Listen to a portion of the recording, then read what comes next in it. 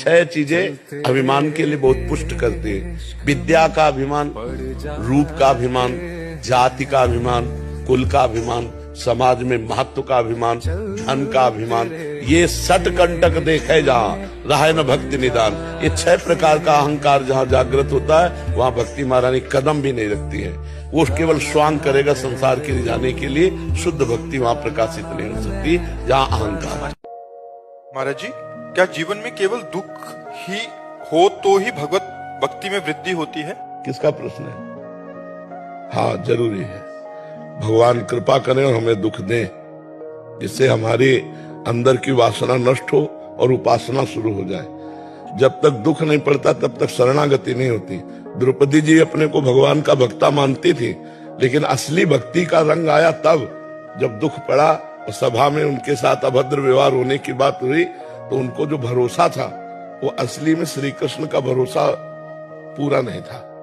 पहले पतियों का था, फिर समाज का था, फिर अपना था और बाद में श्री कृष्ण का था।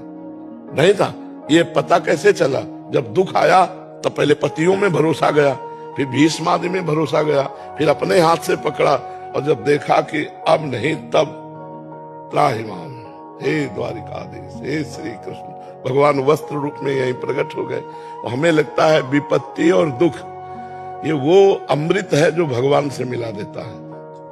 यदि सत्संग हो तो, शर्त है यदि सत्संग हो तो, नहीं तो विपत्ति और दुख सबको प्राप्त हो रहा है, वो उसकी निवृत्ति के लिए और पापाचरण कर रहा है। अगर सत्संग हो तो विपत्ति और दुख भगवान से निश्चित मिला देता है। कि व्हाट इज स्पिरिचुअल लाइफ? सुबह उठ करके पूजा करना, अगरबत्ती दिखाना, भगवान के आगे तिलक लगाना, उनको भोग लगाना, प्रणाम करना, हनुमान चालीसा का पाठ करना, गायत्री मंत्र बोलना, इसको स्पिरिचुअलिटी कहते हैं। तो ये सब रावण भी करता था। अभी रावण की बात करके आए हम। रोज त्रिपुंड लगाता था, महादेव की ऐसी ऐसी स्तुतियां गाता था कि महादेव उसके सामने आकर के खड़े हो जाते थे। देवता नतमस्तक रहते थे। सारे वो काम आते थे जो एक आध्यात्मिक व्यक्ति जीवन में अपनी दिनचर्या में करता है, पर उसका मन शुद्ध नहीं था। और मन शुद्ध ना होने के कारण आज तक भी, ब्राह्मण होने के बाद भी, आज भी हर दशहरा पर भारत के कितने दशहरा मैदानों में उसको जलाया जाता है।